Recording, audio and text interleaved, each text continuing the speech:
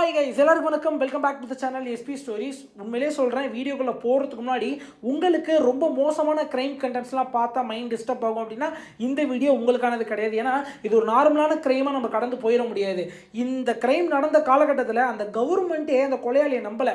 அந்த கொலையாளி சொல்கிறான், நான் இத்தனை கொலைகள் செஞ்சுருக்கேன், இங்கே கொலைகள் செஞ்சுருக்கேன் அப்படின்னா. ஆனால் கவர்மெண்ட்டால் நம்ப முடியல. ஏன்னா ஒரு மனுஷங்க, ஒரு சிங்கிள் ஆள் எப்படி இத்தனை கொலைகள், அதாவது 50க்கும் மேற்பட்ட கொலைகள் செய்ய முடியும்? அதுவும் ஒரு துப்பு ஒரு தொலைவு இல்லாமல் இவ்வளோ கொலை எப்படா நீ செஞ்ச அப்படின்ட்டு கவர்மெண்ட்டே நம்ப முடியலன்றது தான் மிகப்பெரிய விஷயமே. இந்த கதை எங்கே நடக்குது அப்படின்னா சோவியத் யூனியன் ரஷ்யாவில் தான் நடக்குது. 1978 ஆண்ட்ரியூ அப்படின்ற ஒரு ஸ்கூல் டீச்சர் நல்லபடியாக தான் வாழ்க்கை வாழ்ந்துட்டு இருக்காரு. அவருக்கு கல்யாணமும் ஆயிடுச்சு. இவரோட சின்ன வயசு பருவத்தை பார்த்தீங்க அப்படின்னா ரொம்பவே கஷ்டப்பட்டிருக்காரு வாழ்க்கையில். ஏன்னா இவர் வாழ்ந்த அந்த சின்ன வயசு பருவம் வாழ்ந்த காலகட்டம் ஒரு போரில். அதனாலேயே அவங்க வீட்டில் பஞ்சம் பட்னி பல விஷயங்கள். இவங்க அப்பா இறந்துடுறாரு, வெறும் அம்மா கூட தான் வாழ்றாரு. அவங்க அம்மாவுக்கும் தப்பான தொடர்புலாம் நிறைய இருந்திருக்கு. எல்லாத்தையுமே கண்ணால் பார்த்து தான் வளர்றாரு அப்படின்னு சொல்றாங்க. இன்னொரு முக்கியமான விஷயம் என்ன அப்படின்னா, இந்த ஆண்ட்ரியூன்றவருக்கு உடம்புல ஒரு சில பிரச்சனைகள், அதாவது மூளையில நீர் கட்டி இருந்திருக்கு. அதனால என்ன நடக்கும் அப்படின்னா, ஆண்ட்ரியூவால தன்னோட அந்த யூரின் போறது அதெல்லாம் கண்ட்ரோலே பண்ண முடியாதான். அவர் பேசிக்கிட்டு இருக்கப்ப யூரின் வந்துடுமா, நைட்டு தூங்குறப்ப யூரின் வந்துடுமா. இதனாலேயே அவர் போகிற ஸ்கூல்லையா இருக்கட்டும், அவர் போகிற காலேஜ்லையா இருக்கட்டும், அவர் வீட்டில் அவங்க அம்மாவே, பெத்த அம்மாவே ரொம்ப கேவலமாக அவரை பேசியிருக்காங்க. இதிலே சின்ன வயசுலேருந்து வெறும் அசிங்கம், வெறும் அசிங்கம் அசிங்கம் அசிங்கம் அசிங்கம்ட்டு ஃபுல்லாக அசிங்கப்பட்டு துன்பப்பட்டு மட்டும்தான் வாழ்ந்திருக்காரு. அதுவே அவரை சைக்காலஜிக்கல் நிறைய சேஞ்ச் பண்ணிடுச்சு அப்படின்னே சொல்லலாம். இன்னொரு முக்கியமான விஷயம் என்னன்னா, அவர் வாழ்ந்த அந்த சோவியத் யூனியன் ரஷ்யாவில் அந்த காலகட்டத்தில் சீரியல் கில்லர் அப்படின்னாலே ஒரு மித்து மாதிரி பார்க்கப்பட்டது. எப்பா எப்படிப்பா ஒரே மனுஷன் பல கொலைகள்லாம் செய்வான், சீரியல் கில்லர் அப்படின்றவன் இந்த நாட்டில் இல்லை அப்படின்னு அந்த ஊர் மக்களால் நம்பப்பட்டுச்சு, அந்த கவர்மெண்ட் மக்களால் நம்பப்பட்டுச்சு. அதனாலேயே பெருசளவு கிரைம், பெரிய அளவு இன்வெஸ்டிகேஷன்ஸ் எதுவுமே அங்கே நடக்கலன்னு தான் சொல்லணும். இதெல்லாம் பயன்படுத்திக்கிட்டு ஆண்ட்ரியூ என்ன செய்யறான் அப்படின்னா, தொடர்ந்து கொலைகள் செய்ய ஆரம்பிக்கிறான். எதனால கொலைகள் செய்யறான் அப்படின்னா, நான் தான் பெரிய ஆள்னு காட்டணும், சின்ன வயசுலேருந்து நான் அப்படி வளர்ந்துட்டேன் அப்படின்ட்டு சின்னதாக ஒரு கொலை பண்ண ஆரம்பிக்கிறான். அது எப்படி பண்றான் அப்படின்றத முக்கியமான விஷயமே. ஏன்னா நீங்க ஆண்ட்ரியூ பார்க்கறப்ப பெரிய கொலையாளி மாதிரிலாம் இருக்க மாட்டாங்க. அவன் சாதாரண டீச்சர். என்ன செய்வான் அப்படின்னா, காலையில எந்திரிச்சு பஸ் ஸ்டாண்டுக்கு போயிடுவான்.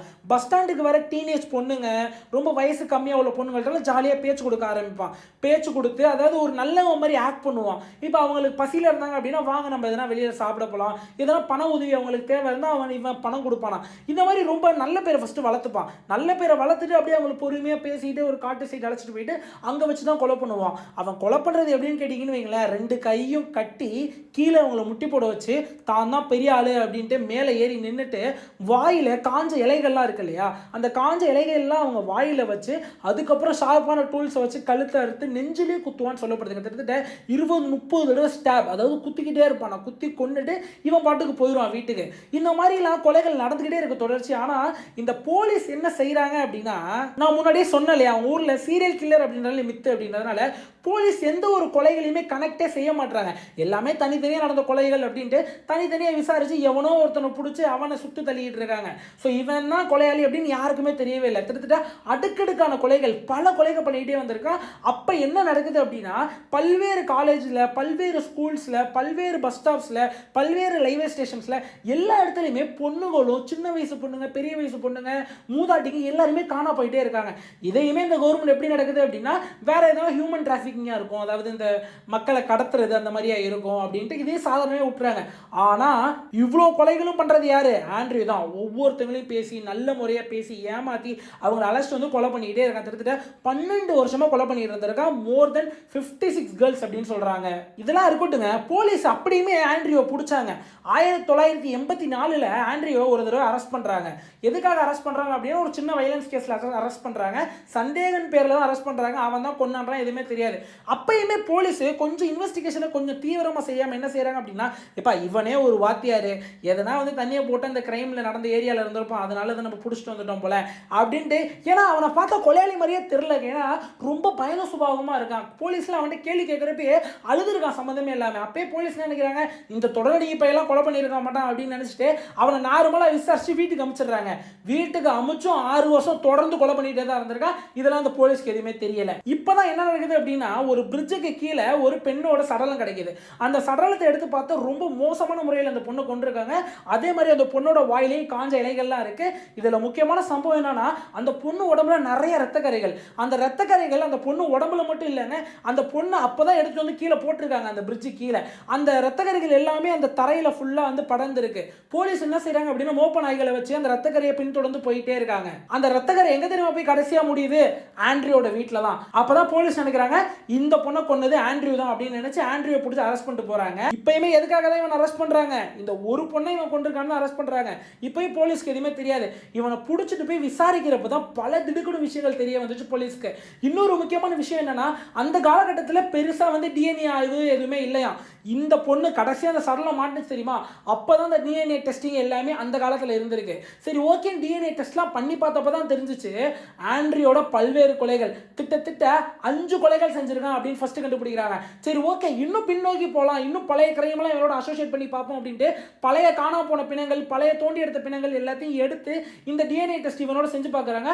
பார்த்தா எல்லா பணமும் கிட்டத்தட்ட 56 பெண் சடலங்களோட டிஎன்ஏல இவனோட டிஎன்ஏ இருந்திருக்கு. இப்பதான் தெரிய வருது இந்த நாய் தான் இத்தனை கொலையை பண்ணியிருக்கான் அப்படின்ட்டு. அவன்கிட்ட கேட்குறாங்க எதுக்காக கொலை பண்ண அப்படின்றப்பதான் சொல்றான், நான் சின்ன வயசுலேருந்தே இந்த மாதிரி ரொம்ப கட்டுப்போக்குப்பா நான் வளர்ந்தேன். என்னை வந்து எல்லாருமே என்னை வந்து துன்புறுத்தினாங்க, எல்லாருக்கும் கீழே அப்படின்னு என்ன வச்சாங்க. நான் தான் எல்லாருக்கும் மேலே என்று காட்டுறதுக்காக தான் எவ்வளோ கொலைகள் பண்ணேன். என்னை கொலை பண்ணுறப்ப ரொம்பவே சந்தோஷமா இருந்துச்சு. எனக்கு எதுலையுமே கிடைக்கிற சந்தோஷம் இதில் இருந்துச்சு, அதனால தான் நான் செஞ்சேன் அப்படின்னு சொல்றான். அந்த நாயை 1994 சுட்டு கொல்றாங்க. எவ்வளோ ஒரு கேவலமான விஷயம் பாருங்க. இவன் என்னதான் எவ்வளோ பெரிய சீரியல் கில்லராக இருந்தாலும் இந்த இவ்வளோ கொலைகளுக்கு நடந்தது காரணம் போலீஸ் தான். ஏன்னா நம்ம எல்லாருக்குமே தெரியுங்க, எல்லா பிரச்சனையுமே இப்படிதாங்க.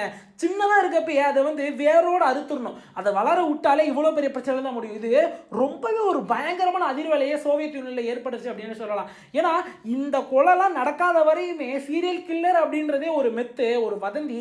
அதை யாரும் நம்பாதீங்க. சீரியல் கில்லர்னு ஒருத்தர் அந்த உலகத்திலே கிடையாது. அது எப்படி ஒரு மனுஷன் போய் எல்லாரையும் இவ்வளோ பேரை கொல்லுவோம் அப்படின்ட்டு தான் மக்களால் நம்பப்பட்டு இருந்துச்சு. இதுக்கப்புறம் தான் அந்த ஊரில் சீரியல் கில்லர்னு ஒரு டேர்ம் இருக்குன்றதே தெரிய வந்துச்சுன்னு சொல்லலாம். இது முழுக்க முழுக்க சிஸ்டம் ஃபெயிலியர், முழுக்க முழுக்க கவர்மெண்ட் ஃபெயிலியர். ஃபர்ஸ்டே அவனை அரெஸ்ட் பண்ணிட்டு ஃபுல்லாக தீவிரமாக விசாரிச்சாங்க அப்படின்னா கண்டிப்பாக இவ்வளோ கொலைகளை தடுத்துருக்கலாம் அப்படின்றது தான் உங்களோட எண்ணமாகவும் இருக்கும், என்னோட எண்ணமாகவும் இருக்கும். இது எல்லாருக்குமே ஆணி பேர் எங்கே தெரியுமாங்க? அந்த சின்ன ரூட் காஸ் தான். சின்ன வயசுலேயே இவனை பிடிச்ச ஒரு கவுன்சிலிங் கொடுத்து இவன் இந்த மாதிரிலாம் இல்லை, இதுதான் வாழ்க்கை அப்படின்னு புரிய வச்சிருந்த ஒரு நல்ல அப்பா அவனுக்கு கிடச்சிருந்தா கூட இந்த கொலைகள்லாம் நடந்திருக்காது அப்படின்னு நான் நினைக்கிறேன். என்னமோங்க இவ்வளோ கொலைகள் செஞ்சுட்டு அவனோட பாவத்துக்கு செத்துட்டான். இன்னொரு முக்கியமான விஷயம், நம்ம சேனலுக்கு ஒரே ஒரு லைக் கொடுத்து கீழே ஹைப்னு ஒரு பட்டன் இருக்கும். ஹைப்பை தொட்டு நிறைய பாயிண்ட்ஸ் கொடுத்தீங்க அப்படின்னா எங்களோட சின்ன சேனல் வளர்றதுக்கு எங்களுக்கு ஹெல்ப்ஃபுல்லாக இருக்கும். நாங்கள் உண்மையிலேயே கிரேட்ஃபுல்லாக ஃபீல் பண்ணுவோம் அப்படின்ற சொல்லிக்கிறேன். மறக்காம ஹைப் பண்ணிருங்க. இன்னொரு முக்கியமான விஷயம் பண்ணுறேங்க, நாங்கள் இந்த வீடியோலாம் எதுலேருந்து எடுத்து போடுறோம் அப்படின்னா நாங்கள் ChatGPTலேருந்து சோர்ஸ் எடுப்போம், இல்லைனா நிறைய ஆர்டிகல்ஸ் படிப்போம், நிறைய பழைய யூடியூப் வீடியோஸ் பார்ப்போம். ஸோ இந்த மாதிரி இன்ஸ்பைரை தான் நம்ம இந்த கண்டென்ட்லாம் எடுக்கிறோம். இதில் ஒரு சில மிஸ்டேக்ஸ் நாங்கள் பண்ணியிருக்கலாம். அந்த மிஸ்டேக்ஸ்லாம் பண்ணிடுறது தயவு செஞ்சு எங்களை மன்னிச்சிருங்க. ஸோ நாங்கள் வரக்கூடிய வீடியோக்களில் நீங்கள் மிஸ்டேக்ஸ் எதனா இருந்தால் சொல்லுங்கள். வரக்கூடிய வீடியோக்களை நாங்கள் அதெல்லாம் வந்து கரெக்ட் பண்ண பார்த்துப்போம். ஏன்னா நாங்களே ஒரு வளர்ந்து வரும் சேனல், அதனால் கொஞ்சம் சப்போர்ட் பண்ணுவீங்க அப்படின்னு நம்புகிறேன். எதனா தப்பு பண்ணியிருந்தோம் அப்படின்னா மன்னிச்சுக்கோங்க. Thank you so much.